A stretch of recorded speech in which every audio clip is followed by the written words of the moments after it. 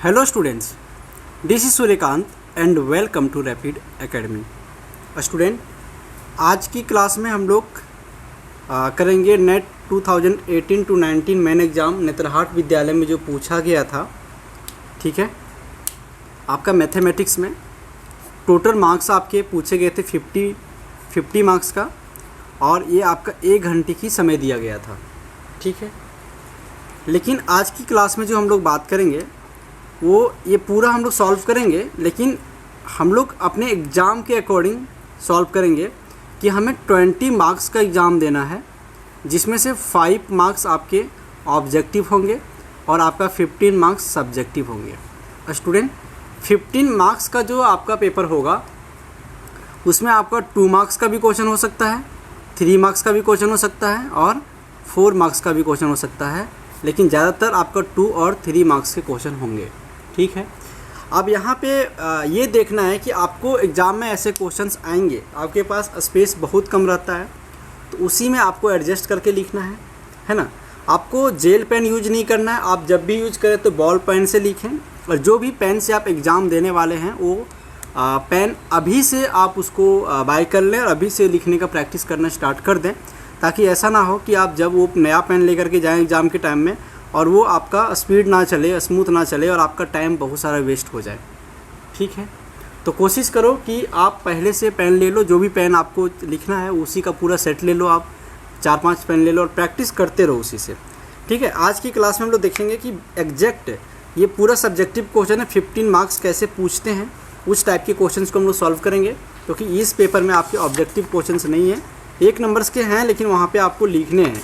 ठीक है, तो हम लोग कैसे इसको सॉल्व करेंगे, सारे क्वेश्चंस को एक एक करके देखेंगे और समझेंगे।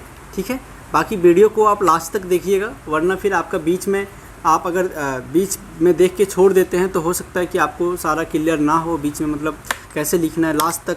जो लॉन्ग क्वेश्चन है, लास्ट तक मैं लॉन्ग क्वेश्चन भी कराऊँगा, तो आपको सारी चीज़ें अच्छे से आनी चाहिए। ठीक है जी, कैसा तैयारी चल रहा है कमेंट करके बताइएगा, कितने घंटे पढ़ रहे हैं, और मैथमेटिक्स में कोई भी आपको टॉपिक्स में अगर डाउट्स है तो आप कमेंट करके पूछिएगा, मैं आपको उसका स्पेशल वीडियो बना दूंगा। ठीक है, चलो आगे बढ़ते हैं।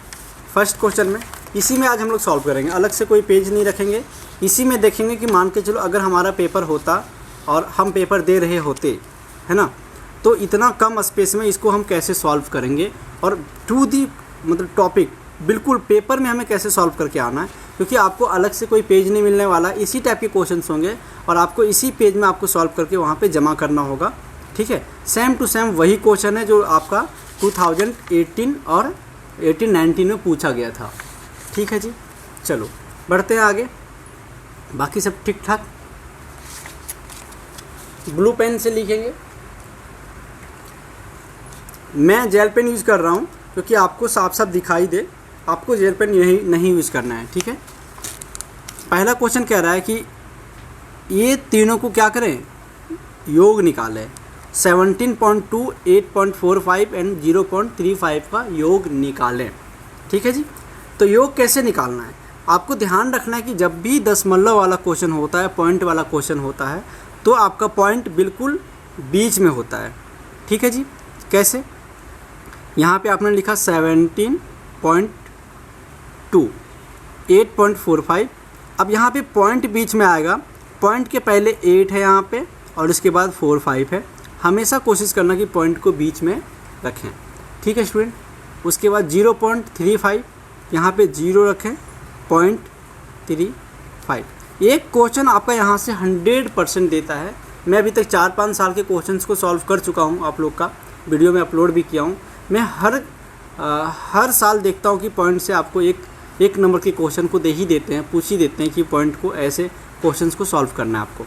ठीक है जी, अब चाहो तो जो बचा जगह है वहाँ पे आप 0 भर सकते हो, 0 लिख सकते हो, और नहीं तो आप खाली भी छोड़ सकते हो, कोई ज़रूरी नहीं है, मेन आपका आंसर तक पहुँचना है। ठीक है जी, चलो अब है यहाँ पे 5 और 5 कितने हो गए, 10, 0, 1 कैरी हुआ है ना, और 4, 2, 6 और 3, 9 और 1, 10, 0 आपका बचा 1, फिर से वापस 8, 7, 15 और 1, 16, 6, 1 बचा, 1, 1, 2, तो जो आपका आंसर आया स्टूडेंट वो 26.00 आप यहीं पे छोड़ सकते हैं और आपके यहाँ पे 1 मार्क्स पूरा मिलेगा। अब इससे ज़्यादा आपको कुछ नहीं करना है। ठीक है जी, क्लियर है। आपको टाइम भी वेस्ट नहीं करना। 1 नंबर का क्वेश्चन है, मुश्किल से 1 मिनट आपको लगाना है। फिर कह रहा है सरल करें इसको। सरल करने के लिए आपके पास इतना सारा स्पेस है, आप इस स्पेस को यूज कीजिए और इसको सरल कीजिए। देखिए जी क्या है, 1/8 यहीं से स्टार्ट करते हैं। बाकी हमें देखो, आप जब भी सॉल्व करें ना तो कोशिश करें कि इसको हम आधे में सॉल्व कर दें। बाद में अगर हमें ज़रूरत पड़ा तो लाइन खींच करके हम इधर वाला स्पेस को हम यूज़ कर सकें। ठीक है, छोटा छोटा लिखना है, बहुत बड़ा बड़ा नहीं लिखना है, बहुत छोटा छोटा भी नहीं लिखना है, एग्जामिनर को दिखना चाहिए। ठीक है जी, चलो 1/8 का बोला है, का मतलब मल्टीप्लाई है ना। उसके बाद बोला है क्या, 1/3 डिवाइडेड बाय 1/6। का के लिए हमने का वर्ड का मतलब होता है मल्टीप्लाइड, तो हमने मल्टीप्लाइड साइन यूज करा। उसके बाद 1/8 इंटू 1/3 और डिवीजन को अगर मल्टीप्लिकेशन में करते हैं तो इसका साइन अगर मल्टीप्लाई में करेंगे तो ये क्या होगा, रेसिप्रोकल हो जाएगा और ये 6/1 आ जाएगा, 6/1। अब इसको अगर काटिएगा तो 3 2 या 6 से कट जाएगा, तो यहाँ पे 1/8 इंटू 2 इसको मल्टीप्लाई करेंगे, 2 1 जा 2 और 1 1 जा 1। यहाँ पे 1 लिखने की वैसे ज़रूरत नहीं है, बट मैं आपको समझाने के लिए लिख दे रहा हूँ ताकि आपको कन्फ्यूजन ना हो। ठीक है जी, चलो अब देखो यहाँ पे स्पेस है तो लिख सकते हैं 2 4 जा 8। तो जो आपका आंसर आया कितना आया, 1/4, ये आपका आंसर आया। आप यहाँ पे आंसर भी लिख सकते हो या फिर आप 1/4 को छोड़ सकते हो, ऐड या ऐसे बॉक्स बना करके। ऐसे बॉक्स बना देंगे तो क्या होगा, एग्जामिनर का ध्यान पूरा आपका आंसर तक पहुंच जाएगा। ठीक है, तो ऐसे ही बनेगा ना। क्वेश्चन हमने गलत तो नहीं लिखा है, 1/3 1/6, तो ठीक है, कोई मिस्टेक तो नहीं है। बाकी आप भी सॉल्व करो, देखो सब ठीक है। 1/4 आ गया आंसर। ठीक है, आगे बढ़ें। थर्ड क्वेश्चन पे आते हैं स्टूडेंट। टोटल ज़्यादा क्वेश्चंस नहीं है, पेशेंस है ना आपके पास। 23 क्वेश्चंस है। ठीक है, लंबा वीडियो बन सकता है लेकिन आप थोड़ा देखते रहें क्योंकि आप एग्ज़ाम की तैयारी कर रहे हैं। अब आपका एग्ज़ाम बहुत पास है, बहुत मतलब आप बहुत कम टाइम है आपके पास, और आपको अच्छे से प्रैक्टिस के साथ साथ में एग्ज़ाम में कैसे लिखना है ये भी आना चाहिए। ठीक है, बोरा इतना प्लस माइनस ये आपको साइन का बहुत अच्छे से ख्याल रखना है, क्योंकि अगर आप साइन का ख्याल नहीं रखिएगा तो आपका आंसर गलत हो सकता है। तो यहाँ पे देखो क्या है,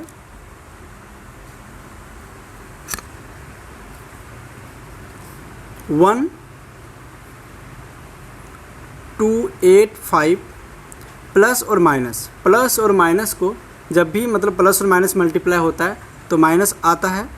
805 प्लस माइनस 315 और प्लस 276 का मान याद कीजिए।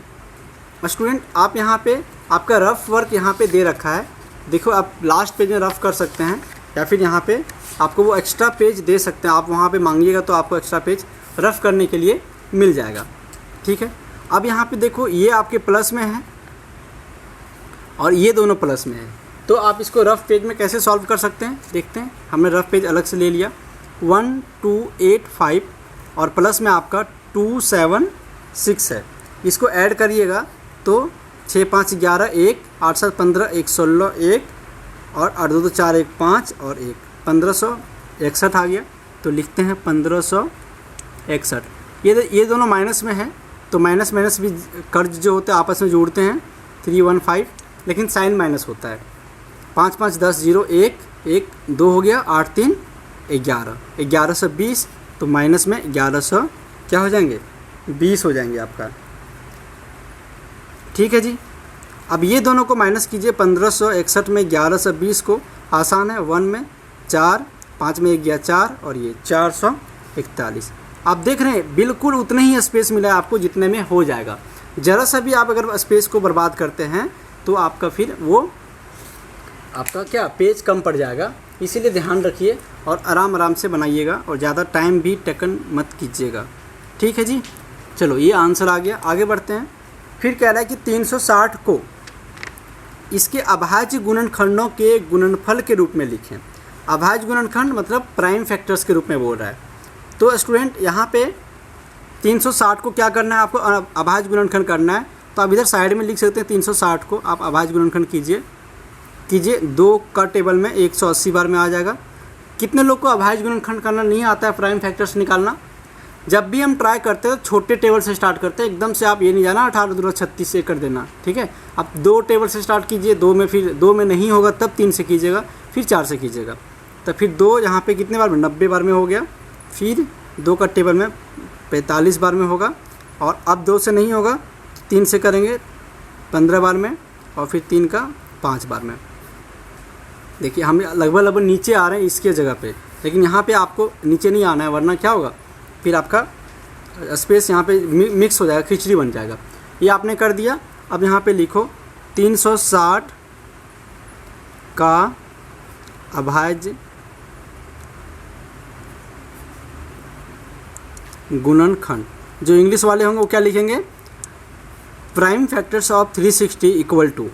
ठीक है, इक्वल टू क्या होगा, देखो 1 2 3 है, 2 गुना 2 गुना 2, फिर है 3 गुना 3 गुना 5। यहाँ पे भी आंसर छोड़ सकते हैं, लेकिन अगर कोई बच्चा इससे भी एक स्टेप आगे करना चाहता है तो ऐसे भी लिख सकता है कि 2 का पावर 3 और आपका 3 का पावर 2 इंटू 5 का पावर 1। यहाँ पे भी आप आंसर को लेके छोड़ सकते हैं, या फिर यहाँ ये स्टेप भी आपका सही है। ठीक है जी, 1 नंबर पक्का हो गया। ऐसे क्वेश्चंस आप करेंगे तो आपका 1 नंबर कहीं नहीं छूटने वाला है। ठीक है, आपको इधर उधर टाइम वेस्ट नहीं करना है, कॉपी मिले और क्वेश्चन सॉल्व करना स्टार्ट कर दो, क्योंकि आपकी मेरिट जो बनेंगे वो 100 स्टूडेंट का ही बनेगा। आप जितने स्टूडेंट एग्ज़ाम दे रहे हैं उसमें से 100 को ही सिलेक्ट किया जाएगा और 100 को ही एडमिशन दिया जाएगा। तो आप जितना ज़्यादा बेटर लिखेंगे, आधा नंबर भी आपके लिए मायने रखेगा। आधा नंबर भी कम आता है तो हो सकता है कि आपका, अगर किसी का और आधा नंबर ज़्यादा आता है तो उसका एडमिशन वहाँ पे पहले होगा। ठीक है, 1230 का 7% क्या होगा, तो 1230 का मतलब गुना 7% मतलब 7 भागा 100। स्टूडेंट यहाँ से 0 से 0 कट जाएगा। और फिर अगर आप इसको, क्या आ गया आपके पास, 1 2 3 को मल्टीप्लाई करेंगे किससे, 7 से। 1 2 3 को 7 से, 7 तिया 21, 2 बचा, 7 दूना 14, 15 16, 1 बचा और 7 एकम 7 और 1 8, मतलब 861। तो 861 भागा नीचे 10 आ रहा है, तो पॉइंट 1 लग जाएगा यहाँ पे। 86.1 क्या होगा, यही पूछा था। तो आपका ये आपका आंसर हो गया। ठीक है जी, क्लियर है, फटाफट बन रहा है, कोई दिक्कत तो नहीं है तो बताओ। कह रहे यदि x = 2 है और y = 1 है तो इसका वैल्यू, इसका मान ज्ञात कीजिए। तो यहाँ पे लिखो x, क्या किसका वैल्यू पूछा है, x² plus y² plus 2xy plus y।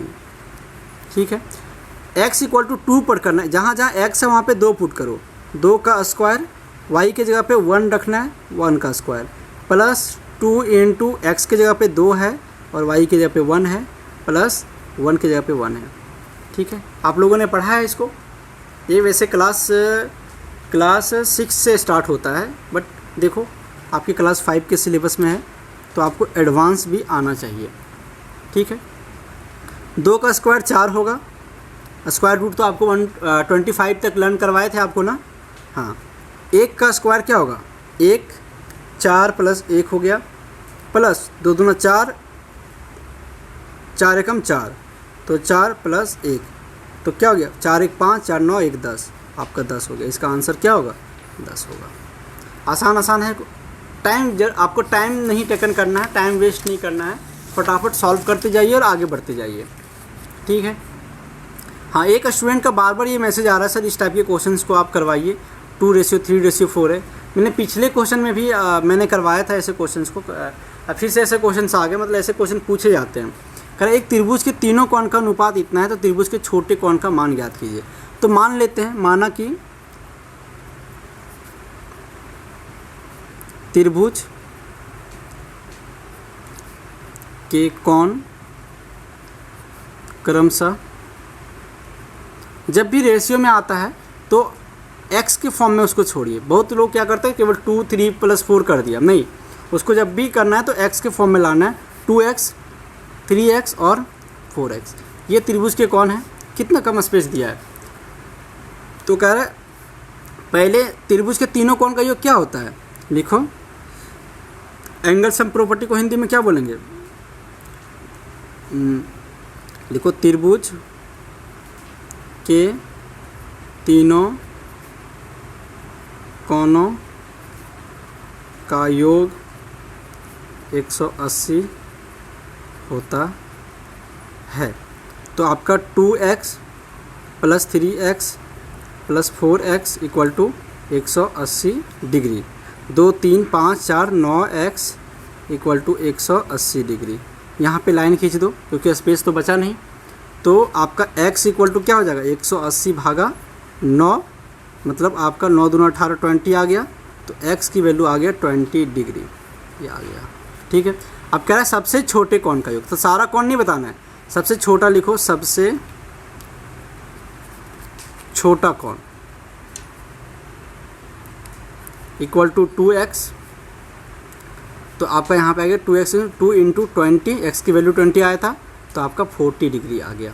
तो ये आपका आंसर हो गया। ठीक है जी।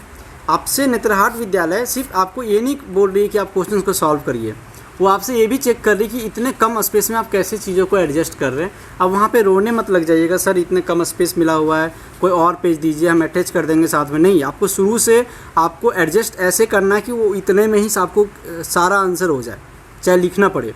तो यहाँ पे उसको पार्ट बांट सकते हैं और आपको कंप्लीट क्या करना है, क्वेश्चंस को करना है। ठीक है स्टूडेंट, चलिए आगे बढ़ते हैं। अब आपके पास है क्वेश्चन नंबर 8। कह रहा है कि एक कलम 20 रुपये में खरीदकर 22 रुपये में बेचा गया, तो प्रतिशत लाभ निकालिए। कलम को कितना में खरीदा गया, 20 रुपये में। तो कलम का जो क्रय मूल्य है ना, कलम का क्रय मूल्य मीन्स कॉस्ट प्राइस, क्रय मूल्य = 20 रुपया, और इसका विक्रय मूल्य = 22 रुपया। तो लाभ होता है, अगर विक्रय मूल्य ज़्यादा होता है तो उतना लिखने का जगह नहीं, तो डायरेक्ट लिखो लाभ = 22 - 20 = 2 रुपया फ़ायदा हुआ। तो इसका लाभ निकालिए।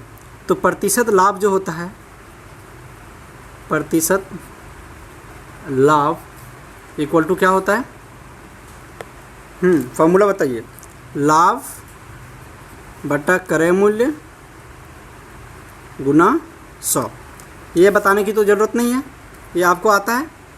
चलो जी, तो फटाफट वैल्यू पुट करते हैं। लाभ सर 2 बटा क्रय मूल्य आपका हो गया 20 × 100, तो 20 × 5 = 100, तो 5 दूना 10, कितना हो गया आपका 10% का लाभ हुआ।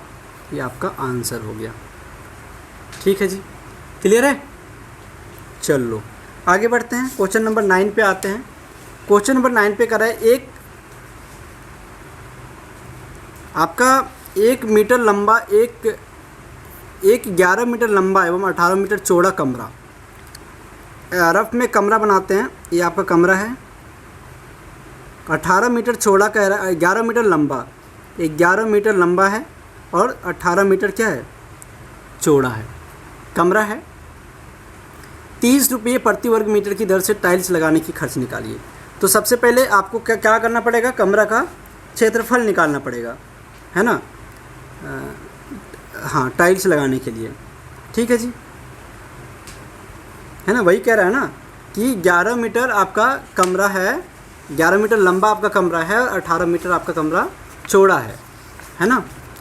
तो इसका 30 रुपये प्रति वर्ग मीटर की दर से टाइल्स लगाना है। तो सबसे पहले क्या करना है कि ये कमरे का पूरा क्षेत्रफल, क्योंकि यहाँ पूरा टाइल्स लगाओगे ना, अभी पूरा इधर से उधर, तो पूरा टाइल्स लगाओगे। तो सबसे पहले क्या करना है, आपको इसका क्षेत्रफल निकालना है। तो लिखो कमरा का क्षेत्रफल = लंबाई गुना चौड़ाई। लंबाई है 11। देखो दोनों का जो यूनिट है वो सेम है, ध्यान रखिएगा। कभी कभी आपको कंफ्यूज करने के लिए अगर यूनिट अलग अलग दे दिया तो आपको यूनिट भी इक्वल करना पड़ेगा। ठीक है जी। तो 11 गुना क्या 30 होगा, तो 11 या 33, 11 और 18 है ना, ओहो मिस्टेक हो गया, 11 18। तो 11 18 को आप गुना कीजिए तो कितना आएगा 198 मीटर स्क्वायर। इसी तरीके से अगर आप कितना 30 रुपये प्रति वर्ग मीटर की दर से टाइल लगाने की कुल खर्च, तो एक वर्ग मीटर का 1 वर्ग मीटर का खर्च कितना आ रहा है इक्वल टू 30 रुपया। तो इसीलिए कितना 198 मीटर स्क्वायर का खर्च इक्वल टू 198 गुना 30। मल्टीप्लाई करके बताइए कितना आंसर आ रहा है। 198 को हम 3 से मल्टीप्लाई करेंगे, 4 2 27 28 29 2 3 एकम 3 2 5 594 और एक जीरो आ जाएगा। ठीक है, तो 500 मल्टीप्लाई पर चेक कर लीजिएगा आप लोग, मेरे भरोसे मत रहिएगा। ठीक है, इतना रुपया आया। ठीक है जी, चलो आगे बढ़ें। अब नेक्स्ट क्वेश्चन कह रहा है कि 10 लगातार संख्याओं का योग ज्ञात कीजिए। लगातार संख्या मतलब स्टूडेंट देखो कैसे होता है, यहाँ पे लगातार कह रहा है 1 2 3 4 5 6 7 8 ऐसे, ये लगातार संख्या है। कह रहा है किन्हीं 3 लगातार संख्या का योग 33 होना चाहिए। जैसे यहाँ पे 3 लगातार जोड़ रहे तो कितना हो रहा है 3 2 5 4 9, ऐसे बोल रहा है कि 3 लगातार संख्या जोड़ो 33 होना चाहिए। अब इसका मतलब ये नहीं कि आप क्या करो पूरी गिनती लिखो 33 तक, मतलब कि कहाँ जोड़ने पर 33 आ रहा है। क्या करना है आपको 3 लगातार मान के चलो, ये इसको हम x मानते हैं, मतलब इसको 2 मानते हैं, तो इसका क्या हुआ 2 + 1 और इसका 2 + 2 हुआ। देखो इसी तरह से इसको अगर x मानते हैं तो ये x + 1 और x + 2 ये संख्या बना। तो पहला संख्या लिखो माना कि 3 लगातार संख्या इक्वल टू x + 1 और x + 2। ठीक है जी, आगे बढ़ें। अब इसको प्रश्न से क्या बोल रहा है, क्वेश्चन कह रहा है according to question x + x + 1 + x + 2 equal to आपका 33 है।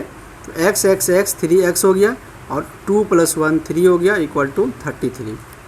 तो 3x इक्वल टू 33, ये इधर जाके माइनस हो गया, तो 3x इक्वल टू आ गया 30, मीन्स x इक्वल टू आ गया 30/3 इक्वल टू 10। तो x की वैल्यू आ गया स्टूडेंट आपके पास 10। ठीक है, अब बोल रहा है कि तो संख्या का मान ज्ञात कीजिए। तो संख्या क्या हो जाएगा आपका, संख्या x equal to 10, x + 1 equal to 11 और x + 2 इक्वल टू 12। 10 11 12 को जोड़िएगा, देखिए 33 आ रहा है ना। आप उतना लंबा लिखने की ज़रूरत नहीं थी, ये शॉर्टकट होता है, ऐसे निकाला जाता है। ठीक है, 10 क्वेश्चन हो गए हैं, लगभग हम लोग आधे घंटे क्रॉस मतलब होने वाला है। तो इसमें मुझे लगता है कि ज़्यादा टाइम लगेगा, 1 घंटे की वीडियो बन जाएगी। तो आपको बने रहना है क्योंकि आप लोग एग्ज़ाम की तैयारी कर रहे हैं और काफ़ी कम टाइम आपके पास बचा हुआ है। तो अलग अलग वीडियो में आपको ढूंढने में काफ़ी परेशानी होती होगी कि यहाँ इसके बाद दूसरा पार्ट कहाँ गया, ढूंढो, नहीं मिला तो छोड़ दो। इससे बढ़िया आप तैयारी करते रहो। 2 वर्गों का परिमापों का अनुपात 4:5 है। मतलब स्टूडेंट अगर हम ये 4:5 है मान के चलो कि पहला वर्ग को हम अगर पहला वर्ग का परिमाप मानते हैं, पहला जो वर्ग है उसका हम साइड मानते हैं x है और दूसरा का y है, तो क्या हो जाएगा इसका परिमाप आपका बोल रहा है 4:5 है। तो क्षेत्रफलों का अनुपात ज्ञात कीजिए। ओके, इसको कैसे, अब शॉर्टकट में करते हैं, बाकी कैसे लिखना है आपको मैं बता दिया हूँ। आप डायरेक्ट शॉर्टकट में करते हैं, टाइम बहुत ज़्यादा हो रहा है, आपको लिखना पूरा है, लेकिन अब मैं डायरेक्ट करता हूँ। जो लिखना होगा वो आपको लिख लीजिएगा, बाकी अगर कोई डाउट्स होगा तो मुझे आप पूछ लीजिएगा। ठीक है, 4, अब देखो 2 वर्गों के परिमापों का अनुपात मतलब 4x और y 5x होगा। परिमापों का अनुपात कह रहा है, इक्वल टू क्या कह रहा है, उसके क्षेत्रफलों के अनुपात इतना है तो उसके क्षेत्रफलों का अनुपात ज्ञात कीजिए। मतलब अगर हम इसको परिमाप मानते हैं तो इसका जो परिमाप दे रखा है 4:5 दे रखा है। इसी तरीके से ये आपका ये y है ना, नहीं समझे आप, ऐसे समझो। मान के चलो स्टूडेंट 2 वर्ग है, एक वर्ग ये है, एक वर्ग ये है। तो अगर ये इसका x इसकी साइड को x मानते हैं और इसकी साइड को y मानते हैं तो इसका परिमाप क्या होगा 4 इंटू साइड, मतलब 4 इंटू x, और इसका परिमाप 4 इंटू वाई। कह रहा कि ये दोनों 4x/4y के अनुपात, मतलब इसका अनुपात क्या है 4/5 है। अब समझ में आया? इसको अनुपात हम कर रहे हैं तो इसका आंसर 4/5 आ रहा है। तो 4 से 4 कट गया, मतलब आपका x/y आपका 4/5 आ रहा है। ठीक है जी। अब कह रहा है इसका वर्ग क्षेत्रफलों का अनुपात ज्ञात कीजिए। मतलब अगर हम क्षेत्रफल निकाल रहे हैं, है ना, क्षेत्रफल मतलब x भुजा है तो x का स्क्वायर अपॉन y का स्क्वायर इक्वल टू, ऊपर 4 था तो 4 का स्क्वायर अपॉन 5 का स्क्वायर।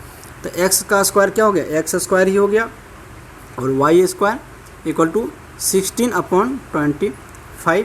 तो आपका ये कटेगा नहीं, तो आपका x square ratio y square जो आया वो 16/25 आया, और यही आपका क्या होगा आंसर। ठीक है, यहाँ तक क्लियर है। नेक्स्ट क्वेश्चन पे आते हैं। कह रहा वह छोटी से छोटी संख्या ज्ञात कीजिए जो 6, 8, 12, 15, 20 से भाग देने पे प्रत्येक अवस्था में शेष 5 बचे। स्टूडेंट जब भी ऐसे क्वेश्चंस आते हैं तो क्या करो, आप इसका क्या निकालो, एलसीएम या एचसीएफ, बताइए। आप इसका निकालते हैं एलसीएम। ठीक है, तो आप 6 का अगर फैक्टर निकालेंगे तो क्या आएगा 2 इंटू 3। आप 8 का निकालेंगे तो 2 इंटू 2 इंटू 2, 12 का 2 इंटू 2 इंटू 3, और 15 का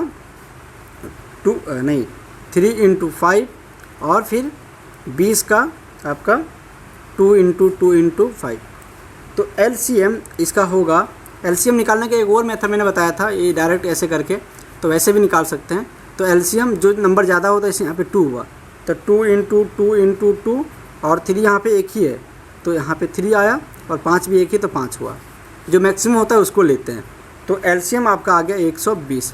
120 एक ऐसा नंबर है स्टूडेंट जो सबसे डिवाइड हो रहा है, सारे के टेबल में आ रहा है। तो 120 में अगर हम कितना बोल रहा है कि शेष 5 बच रहा है, तो शेष हम 5 जोड़ देते हैं जो शेष आ रहा है उस नंबर में, तो शेष हमेशा बचेगा। जब भी डिवाइड करेंगे तो शेष बचेगा, तो वहाँ पे वह नंबर क्या होगा, लिखो वो जो नंबर होगा वो क्या होगा, 120 में से आप 5 को जोड़ दीजिए तो 125 नंबर हुआ। 125 एक ऐसा नंबर हुआ स्टूडेंट जो आपका, ये सबसे डिवाइड कीजिएगा तो 5 शेष बचेगा, आप डिवाइड करके देख सकते हैं। ठीक है जी। नेक्स्ट क्वेश्चन पे आते हैं, और नेक्स्ट क्वेश्चन कह रहा है आपका 1000 का क्या करो, एलसीएम निकालो। नहीं, 1000 रुपये का मासिक साधारण ब्याज 15 रुपये है, तो वार्षिक ब्याज दर याद कीजिए। तो 1000 का 15 रुपया आपका क्या है, 1000 रुपये का मासिक साधारण ब्याज 15 रुपये है। तो 1 साल का पहले ब्याज, 1 साल का पूरा ब्याज निकाल लेते हैं। तो 1 साल में कितने होते हैं, 12 महीना होते हैं। तो 12 को 15 से हम गुना करेंगे तो आपका 180 रुपया हो गया 1 साल का। तो 1000 का 180 रुपया कितना परसेंट हुआ, वही निकालना, वार्षिक ब्याज निकल जाएगा। तो 1000 गुना, मतलब कोई परसेंटेज होगा जिसको अभी हम निकालना चाह रहे हैं, वो 180 रुपया हो रहा है। ठीक है, तो यहाँ पे 2 जीरो से 2 जीरो कट गया, मीन्स 10x इक्वल टू 180। तो x इक्वल टू 180/10, तो यहाँ पे 0 से 0 कट गया, मीन्स x इक्वल टू 18%। ये जो ब्याज आपका वार्षिक ब्याज है वो कितना आया, 18%। ठीक है, 18%, 1000 का 18% आपका 180 रुपया होगा, और ये आपका 18% के दर पे मिल रहा है इसका वार्षिक ब्याज। ठीक है, 14 क्वेश्चन पे आते हैं। 4a बोला कि 4ab + b² प्राप्त करने के लिए इतना में से क्या जोड़ना चाहिए, है ना। मतलब ये कह रहा है कि इतना में प्राप्त करने के लिए 4ab + b² प्राप्त करने के लिए, मतलब आपको चाहिए इतना में से, मतलब a² प्लस 2ab प्लस बी स्क्वायर में से ऐसा यहाँ पे क्या जोड़ें कि जो आंसर है आपका वो आ जाए 4ab प्लस बी स्क्वायर। ठीक है, समझ में आया? तो इस नंबर को भी हम कुछ नहीं मानते, इसको x ही मान लेते हैं। चलो इस नंबर को हमने मान लिया x यहाँ पे जोड़ते हैं। तो इस नंबर को निकालने के लिए आपको क्या करना पड़ेगा, इसको इससे माइनस करना पड़ेगा, means 4ab plus B square minus में जाए तो ये पूरा ब्रैकेट में जाएगा। यहाँ पे आप गलती मत कर दीजिएगा, a स्क्वायर प्लस 2ab प्लस बी स्क्वायर। ठीक है, तो x equal to 4ab plus B square minus a square minus 2ab, bracket open होगा तो minus B square. Student B square में से बी स्क्वायर क्या होगा, कट जाएगा, और आपका 4a में से 2ab जाएगा तो 2ab बचेगा, और यहाँ पे माइनस a स्क्वायर। ये आपका आंसर होगा कि क्या जोड़ना है आपको, ये संख्या जोड़िएगा तो आपका ये चीज़ आ जाएगा। ओके, क्लियर है? आगे बढ़ें। 63 मीटर भुजा वाले वर्गाकार मैदान, एक वर्ग है स्टूडेंट, यहाँ पे ध्यान दीजिए, और इसका 63 मीटर भुजा वाले वर्गाकार मैदान का परिमाप एवं क्षेत्रफल याद कीजिए। तो वर्ग का परिमाप फटाफट बताइए, फॉर्मूला क्या होता है कमेंट करके।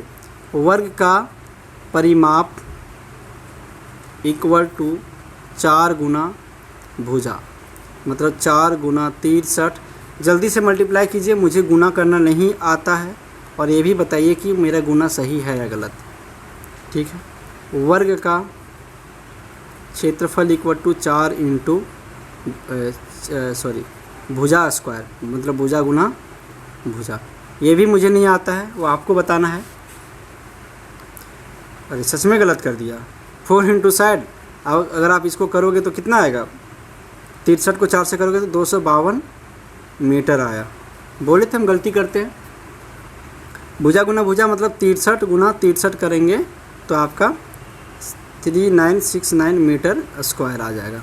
ठीक है, तो ये आपका परिमाप हो गया, और वर्ग का क्षेत्रफल। ये हमेशा ध्यान रखिएगा स्टूडेंट, जो मीटर स्क्वायर है इसका क्षेत्रफल का मतलब जो भी आपका यूनिट देगा उसका स्क्वायर होगा इसका यूनिट, और इसका सिंपल सा यूनिट सिर्फ होगा। तो यहाँ पे गलती मत कीजिएगा, यूनिट ज़रूर लिखिएगा, वरना यहाँ पे भी आपके मार्क्स कटने की चांसेस, मतलब चांस क्या, कटेगा ही कटेगा। ठीक है, नेक्स्ट क्वेश्चन पे आते हैं। एक किसी समकोण त्रिभुज के कर्ण को छोड़ के, है ना, 2 अन्य भुजाओं का अनुपात 3:5 है, तो त्रिभुज का परिमाप, इस त्रिभुज का परिमाप इतना है, तो त्रिभुज की भुजाएं ज्ञात कीजिए। तो आपको पता है, पहले ये समकोण त्रिभुज है, ऐसे ध्यान दीजिए, और आपका क्या करा, 3:4 दे रखा है। इसको, ये विकर्ण है आपका कर्ण यही है ना, ये कर्ण होता है, नीचे आधार, अभी हम एंगल की बात नहीं कर रहे हैं, और ये आपका ऊंचाई है ना। तो फार्मूला क्या होता है, ऊंचाई मतलब आपका, इसको लंब भी बोलते हैं, है ना। तो लंब का स्क्वायर प्लस आधार का स्क्वायर इक्वल टू होता है कर्ण का स्क्वायर। ठीक है, तो यहाँ पे 3:5 है, तो एक को हम मान लेते हैं 3x, एक को मान लेते हैं 4x। ठीक है, तो 3x का होल स्क्वायर प्लस 4x का होल स्क्वायर इक्वल टू कर्ण का होल स्क्वायर। तो कर्ण आपको चाहिए स्टूडेंट, तो आपको अंडर रूट में क्या करना है, इसको सॉल्व करना है, 9x square plus 4 16x square. ठीक है, तो कर्ण आपका आ गया 9x स्क्वायर और 16x स्क्वायर में से अगर आप 16 9 को 25 हो जाएगा और x स्क्वायर हो जाएगा, तो आपका 5 का इसको फर्दर सॉल्व करोगे तो 5x आ जाएगा। मतलब एक कर्ण आपका आ गया 5x, तीनों साइड आ गया। अब स्पेस है नहीं हमारे पास, कैसे सॉल्व करें इतना कम स्पेस में। ठीक है, अब कह रहा है कि त्रिभुज का परिमाप 36 सेंटीमीटर, तो त्रिभुज की भुजाएं ज्ञात कीजिए। तो परिमाप क्या होता है, तीनों भुजाओं का योग, मतलब 3x plus 4x plus 5x equal to कितना हो गया, आपका दे रखा है 36 सेंटीमीटर। तो 4 3 7 और 5 12x इक्वल टू 36 सेंटीमीटर। तो x इक्वल टू आ गया 36/12, means x equal to 3 centimetre. आपका इसका आंसर हो जाएगा। क्या पूछा है जी, ये आपका x की वैल्यू आ गई। तो त्रिभुज की भुजाएं ज्ञात कीजिए, मतलब x की वैल्यू आ गई तो भुजाएं इक्वल टू, भुजाएं क्या है पहले 3x है तो मतलब 3 इंटू 3 मीन्स 9, आपका 4x है मतलब 4 इंटू 3 मतलब 12, और आपका 5x है तो 5 इंटू 3 मीन्स 15। आपका जो भुजाएं आ गया वो 9, 12 और 15 आ गया। ठीक है जी, यही आपका आंसर है। चलो नेक्स्ट क्वेश्चन पे आते हैं। पेशेंस रखिए, अब ज़्यादा टाइम नहीं लगेगा। हम लोग को टोटल करना है 23 क्वेश्चंस और अभी आप 17 पे आ गए, मतलब 6 क्वेश्चंस और करने हैं। ये सारे लॉन्ग क्वेश्चन हैं, इसको आप ज़रूर ध्यान से देखिएगा, वरना फिर आपको एग्ज़ाम में ऐसा ना हो कि आप गलती करके आ जाएं। ठीक है, इसको सरल करना है। ठीक है जी, सरल कीजिए। इसको अगर हम सॉल्व करें तो डायरेक्ट हम एक स्टेप में इसको सॉल्व करते हैं। 7 चौक 28 और 30 31, तो 31/4 का 1/3, और यहाँ पे ये प्लस का साइन है ना, अच्छे से देख लो, भागा का तो नहीं है, मुझे तो लग रहा है कि प्लस का ही है, मैं प्लस मान के सॉल्व कर रहा हूँ। प्लस 2/7 माइनस 7 एकम 7 5 12, 12/7, 31/4 गुना, अगर इस ब्रैकेट को सॉल्व कीजिएगा स्टूडेंट तो आपका 7 2 9 7 को अगर 21 को लेते हैं नीचे तो आपका ऊपर आ जाएगा 3 7 7, और यहाँ पे 3 दूना 5 3 दूना 6 7 6 13 आ जाएगा। स्पेस इसलिए शॉर्टकट में कर रहे हैं हम, आप एक स्टेप आगे बढ़ा लेना 12/7, क्योंकि आपके पास भी तो स्पेस नहीं है, सिर्फ मेरे पास तो नहीं है सर, तो आप स्टेप को यहाँ पे कट कर सकते हैं। तो यहाँ पे 31/4 आया गुना 13/21। तो बोर्ड मास क्या कहता है कि पहले BODM मल्टीप्लिकेशन आता है, फिर आता है BODMAS, फिर एडिशन, फिर सब्ट्रैक्शन, सबसे लास्ट में सब्ट्रैक्शन होता है। तो इसको सॉल्व करते हैं। देखो इसको सॉल्व करते हैं तो ये कटेगा क्या, ध्यान दो, 31 और 13 4 21 नहीं कटेगा, तो 31 और 13 को मल्टीप्लाई करेंगे तो आएगा आपका 403। एक बार देख लीजिएगा आप, और नीचे 84। ये तो आप खुद कर लोगे, मैं यहीं पे छोड़ दूंगा तो चलेगा, क्योंकि ये तो अब एडिशन वाला रह गया ना। और यहाँ पे आ गया माइनस में 12/7। अब इसको फर्दर सॉल्व करोगे तो आपका यहाँ पे 84 आएगा, तो 403 माइनस 12 को 12 7 84, मतलब 12 12 का स्क्वायर क्या हुआ 144। ठीक है, तो यहाँ पे माइनस करो तो 259/84। इसको पॉइंट में अगर करोगे यहाँ भी आंसर छोड़ सकते हो, या फिर पॉइंट करोगे तो 3.0833 करके आता है, आप यही आंसर छोड़ दो। ठीक है, या फिर इसको मिक्स फ्रैक्शन में भी आंसर को छोड़ सकते हैं। ओके, आगे बढ़ते हैं। बाकी बताइएगा आंसर क्या, आपका क्या आंसर आया, कमेंट करके ज़रूर बताइएगा। ठीक है,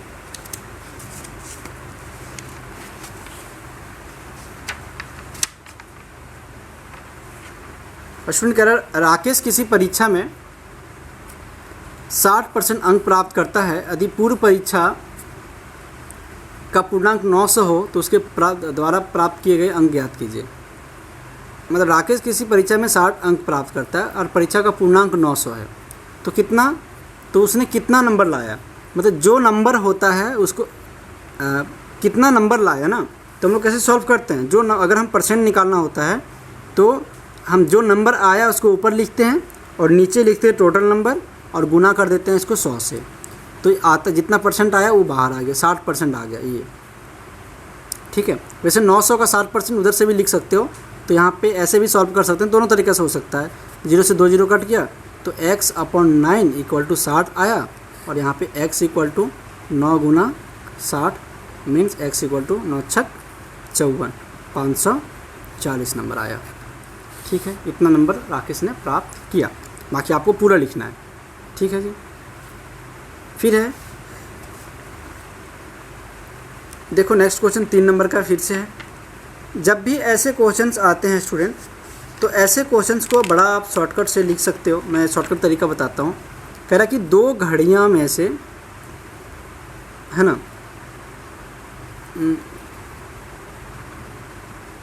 हाँ,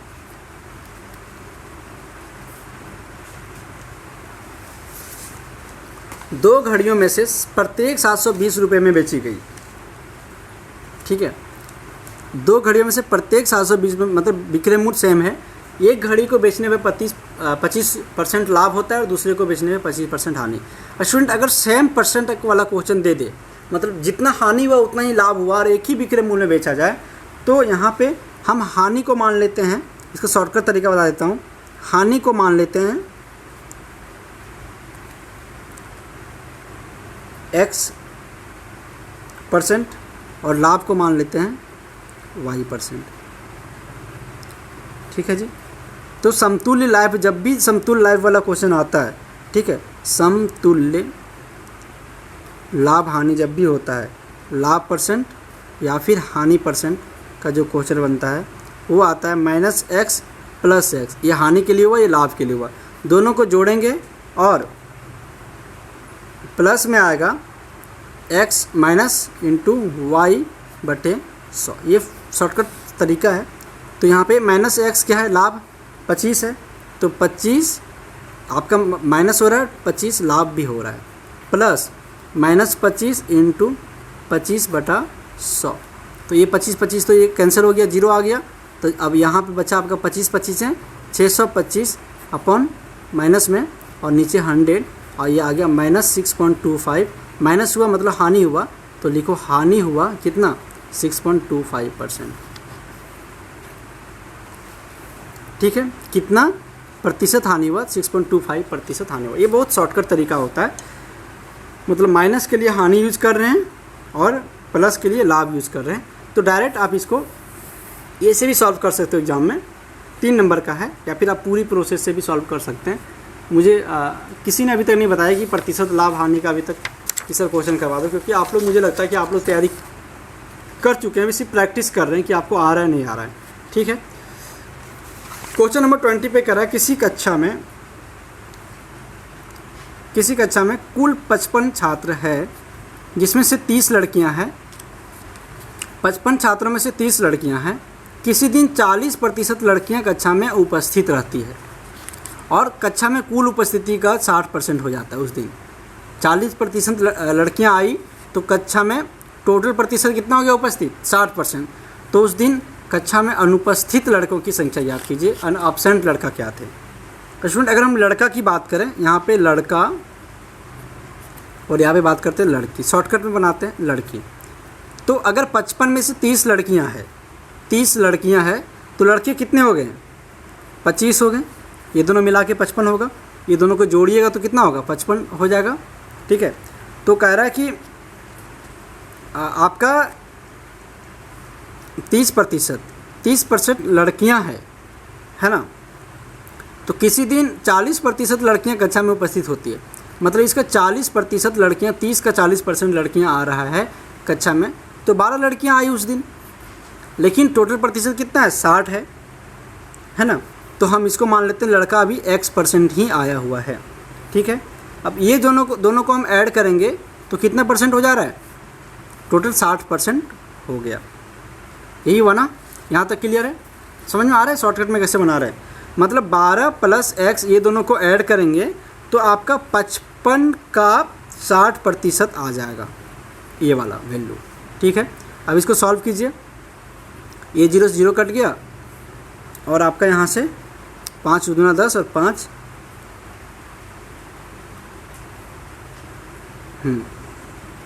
5 दूना 10 कट गया, 5 11 55 और 11 तिया, मतलब यहाँ पे हो गया 33। तो 12 + x = 33, मतलब स्टूडेंट आपका x = आ गया 33 - 12 मीन्स 33 में 12 जाए तो 21 आएगा।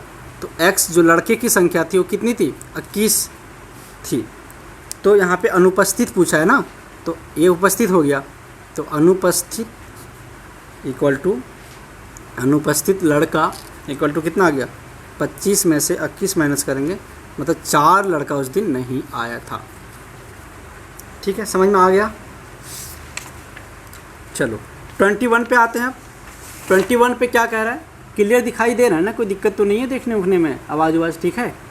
चलो क्वालिटी बढ़ा लेना अगर क्वालिटी कम लग रहा होगा तो।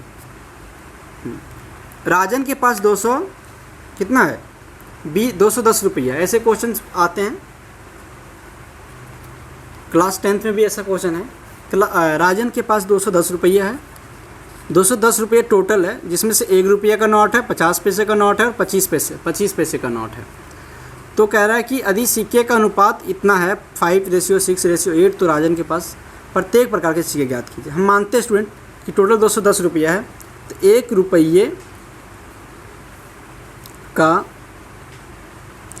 का सिक्के इक्वल टू मान लेते हैं, 1 रुपये 5 है तो इसको 5x मान लेते हैं, और 50 पैसे मतलब 0.5 पैसे का सिक्के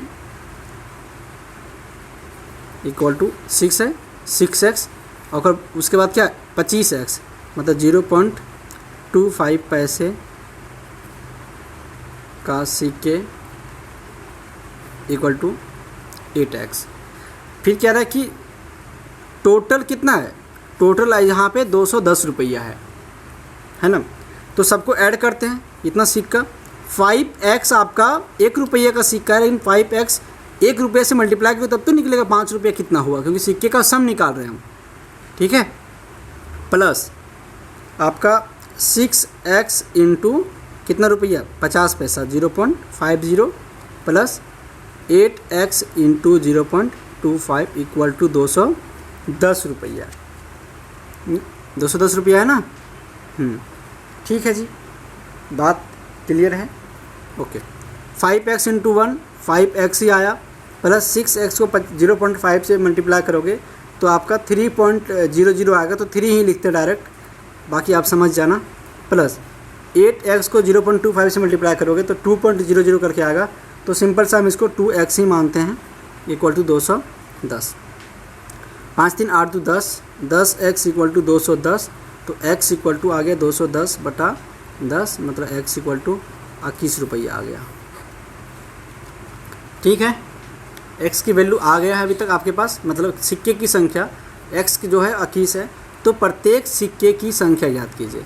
तो प्रत्येक सिक्के की संख्या में आप कैसे निकालेंगे, लिखो कि 1 रुपये के सिक्के इक्वल टू कितना है 5x माने थे, तो 5x equal to 5 into 21 means 21 बच्चे कितना होगा 105। सिक्के की संख्या बोला है ना, तो 105 सिक्का हो गया। कितना 50 पैसे का 0.50 के सिक्के पैसे लिख दो, यहाँ पे रुपये लिख दो, कितना है 6x मीन्स 6 इंटू 21, और 6 इंटू 21 कितना होगा 126, और 0.25 पैसे के सिक्के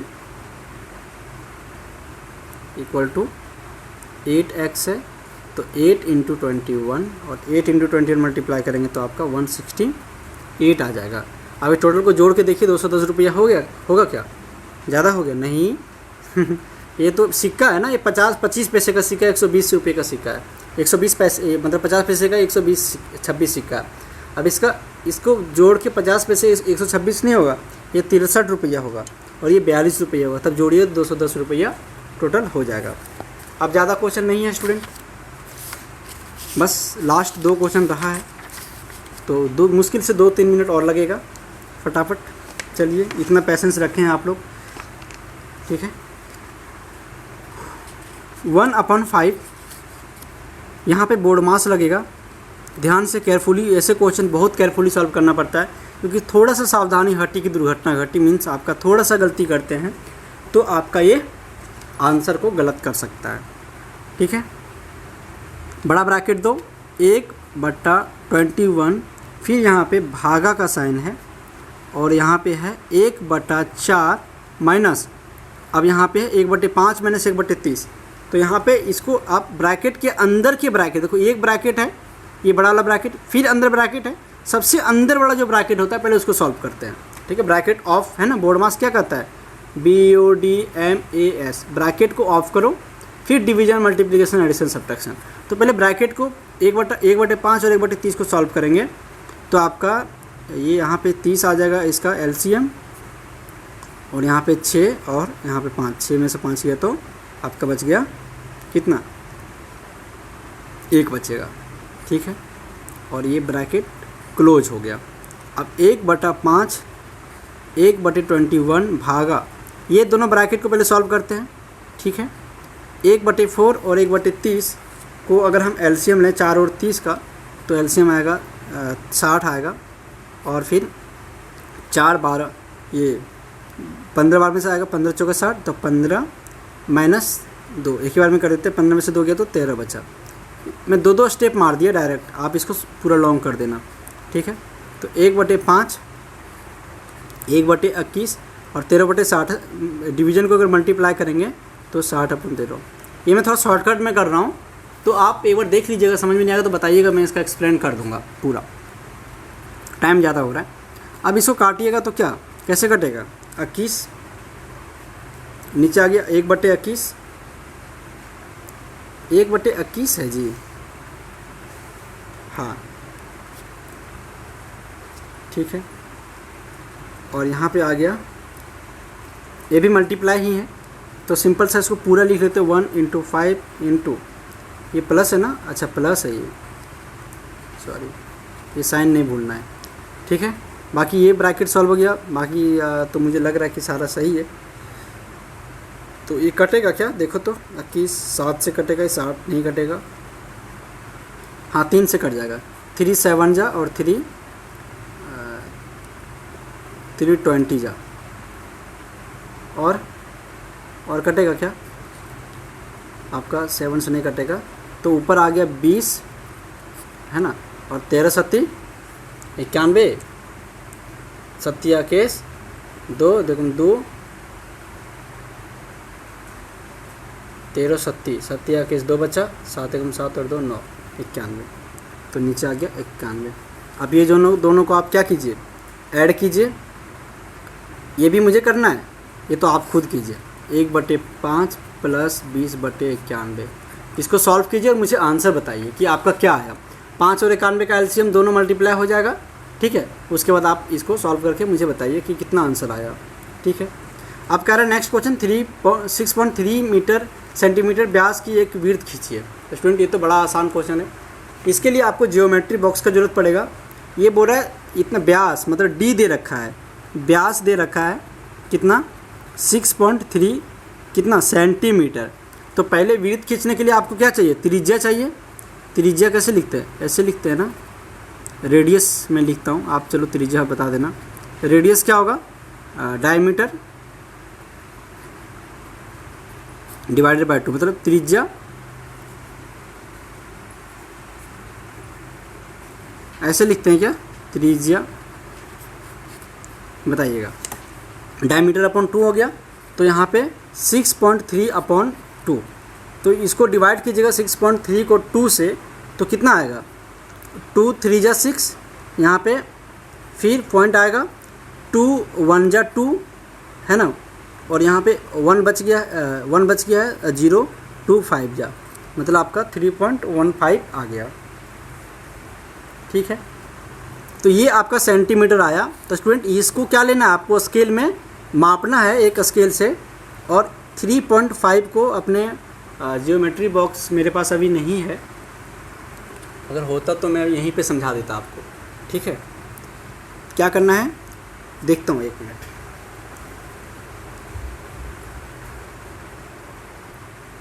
स्केल मिला, पेंसिल मिला, लेकिन शार्प नहीं है। अब ये सारी चीज़ें मैं यूज करता नहीं हूँ, इसीलिए ज़्यादा ये सब रखता हूँ, ठीक है। ये भी मिल गया तो समझा देता हूँ, ठीक है। 3.15 है स्टूडेंट, आप पेन से ही देख लो, आपको पेंसिल से लेकिन करना है, आप ये मत करना कि सर ने दिखाया था मुझे पेन से।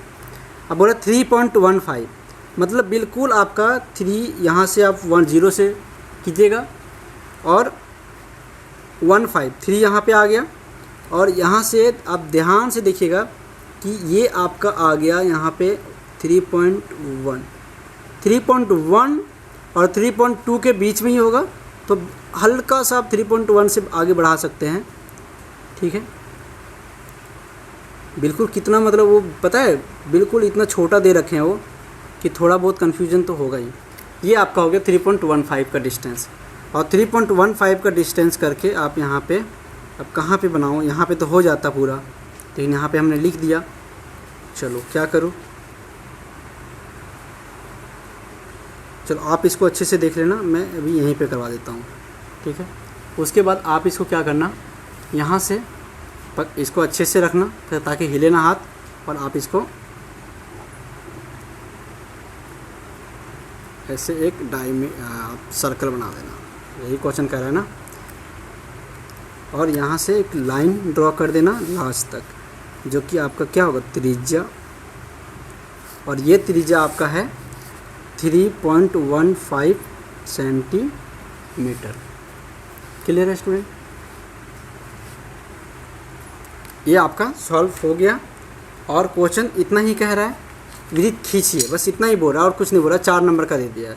आप स्टेप बाय स्टेप भी लिख सकते हैं अगर टाइम है तो। पहले क्या किया, 3.15 सेंटीमीटर का एक त्रिज्या लिया है ना, और त्रिज्या लेने के बाद उसको सर्कल से घुमाया है ना, उसके बाद बन गया। बस इतना ही लिखना था, 2 से 3 स्टेप लिखना है।